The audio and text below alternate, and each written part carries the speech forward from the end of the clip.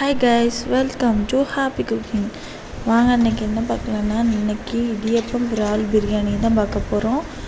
என்னென்னா, நல்லா தக்காளி வெங்காயம் இதெல்லாம் நல்லா வதக்கிட்டு இறாலையும் அதில் மசாலா இறால்லையும் நான் ஏற்கனவே தடவி தான் வச்சுருக்கேன். எப்படின்னா இஞ்சி பூடு காஞ்ச மிளகாத்தூள் உப்பு அதுக்கு தக்கன சேர்த்து மசாலாவோடு தான் நம்ம போடணும். இறாலை போட்டுட்டு அப்புறமா நல்லா வதக்கணும். எந்த மாதிரினா நல்லா வெங்காயம் பொன்னிறமாக நல்லா வதங்கியிருக்கணும்.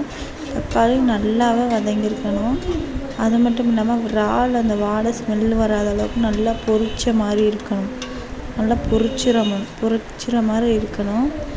ஓகே ஃப்ரெண்ட்ஸ், அப்புறமா என்ன செய்யணும், நம்ம இடியப்பத்தை உதிர்த்து வச்சுருக்கணும்.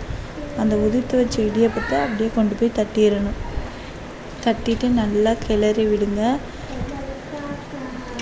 விட்டுட்டு நல்லா கிளறி விடுங்க ஃப்ரெண்ட்ஸ்.